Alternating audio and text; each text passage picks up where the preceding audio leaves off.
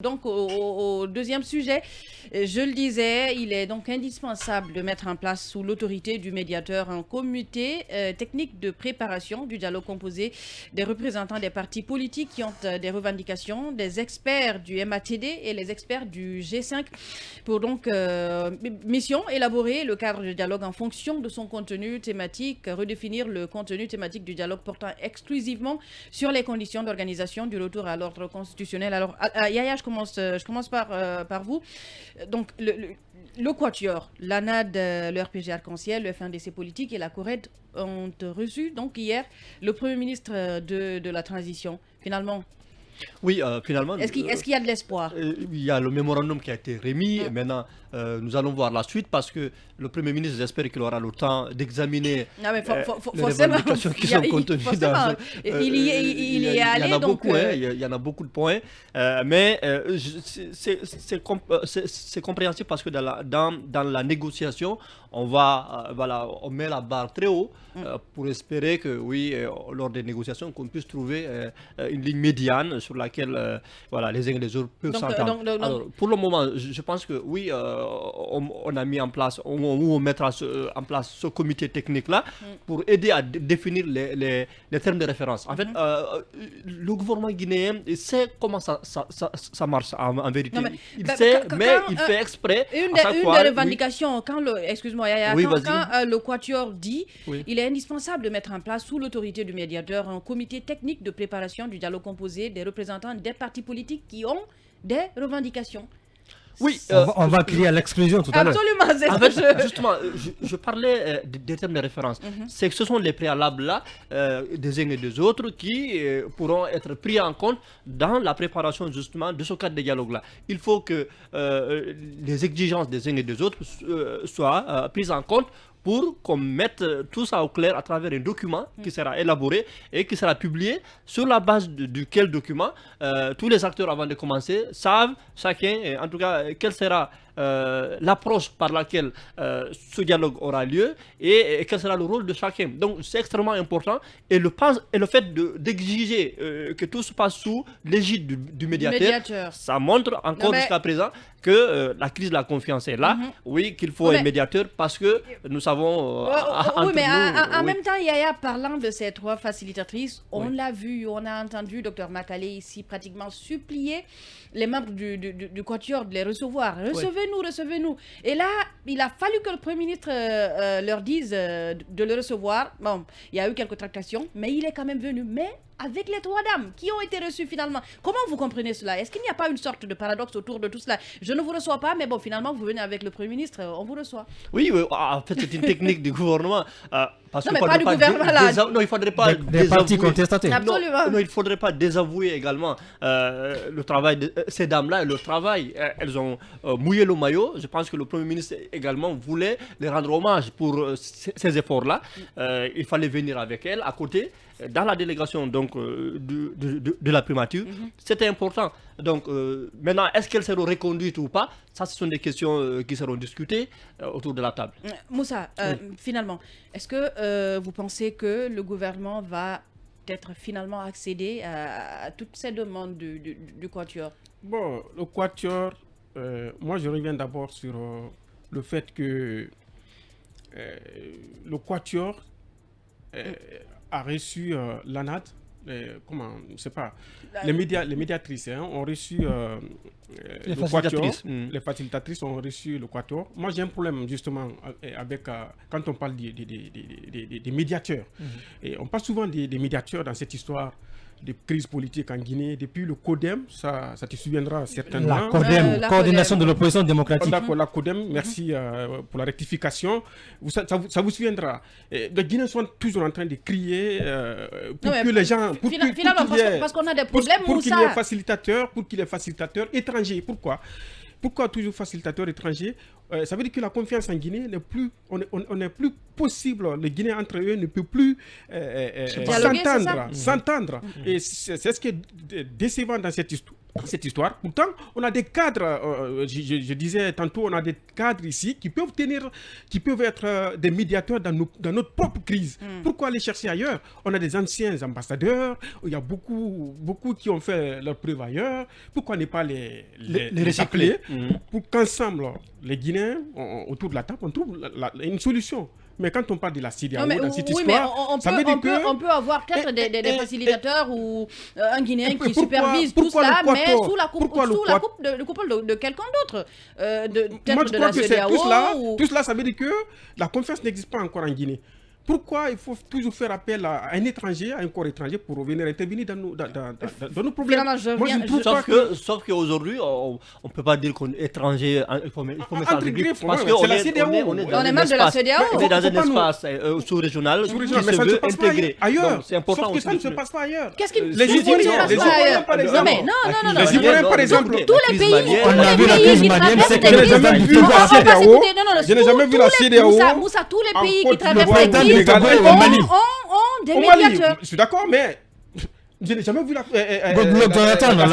Bamako, au Sénégal, en Côte d'Ivoire, en train d'intervenir dans les crises internes. C'est pas possible. En Côte d'Ivoire aussi, il y avait un médiateur. Je dis une fois de plus, il faut qu'on accepte. Il faut qu'on accepte de résoudre nos problèmes entre nous Guinéens. C'est l'idéal. Merci. Non, Moussa, on va revenir tout de suite pour continuer le débat, mais Touré me signale d'abord qu'il est temps d'aller à la pause. On vous retrouve tout de suite après les infos. On était donc avec vous, on reste avec vous sur cette rencontre entre le Premier ministre de la Transition et le Quatuor. Le Quatuor, je disais avant la pause que j'étais contre l'arrivée d'un médiateur de la CEDEAO. Moi, je ne trouve pas que c'est nécessaire parce que entre Guinéens, on peut se retrouver à la table et trouver une solution. Moi, dans ce cadre-là, j'ai dit que... Sauf qu'on a essayé pendant plusieurs mois avant que ce médiateur ne soit désigné, mais ça n'a pas fonctionné. Donc finalement, il a fallu que la CEDEAO intervienne et qu'un médiateur soit désigné. Puisque c'est devenu une culture, il faut forcément que la CEDEAO vienne. Non, pas forcément. La CEDEAO vient quand c'est nécessaire. C'est ce que vous êtes en train de me dire. Non, en 2020, on n'a pas besoin de la CEDEAO. On n'en a pas eu besoin. La CEDEAO désigne un médiateur quand c'est nécessaire, mais quand c'est pas nécessaire, il n'y a pas besoin. Est-ce que vous pensez que c'est nécessaire maintenant? Non, c'est pas mon avis qui compte, Moussa. On est dans une situation. Mon avis ne compte pas du tout. Ça veut dire que si la CEDEAO n'intervient pas en tant que médiateur, on ne peut pas s'en sortir? Est-ce que vous êtes en train de nier qu'il y a effectivement une crise en ce moment qui nécessite peut-être la médiation? Je sais qu'il y a une crise, mais ça ne nécessite pas forcément que la CEDEAO vienne intervenir alors, quelle solution? Rapidement alors. La solution, c'est qu'il faut coopter des Guinéens, ces anciens ambassadeurs à travers le monde. Un exemple. C'était un ou deux ou trois qui peuvent faire l'affaire. Un exemple, par exemple, un exemple, Sarandaraba.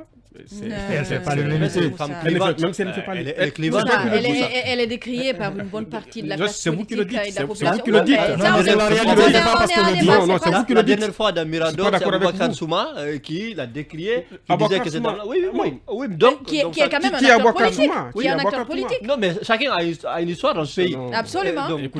Si nous partons sur cette base, ça veut dire qu'il faut continuer à appeler la CEDEAO pour qu'elle vienne intervenir dans nos problèmes. Pour le moment, on fait ça. Rapidement, Moussa, en 30 secondes. Rapidement. Dans leur histoire des mémorandums, ils ont apporté beaucoup d'éléments. C'est-à-dire que j'apprends ici que la libération... Beaucoup de revendications. Beaucoup d'éléments, des revendications, bien sûr. J'apprends au niveau des politiciens qui se disent exilés ailleurs, donc... des politiques, pas politiciens, c'est un mot péjoratif. Ça n'engage que moi. Les cours de français, on va laisser ça après. Alors, on débat de fond. Allez-y. Donc, ça n'engage que moi. Quand je dis des politiciens, je pèse mes mots, en fait.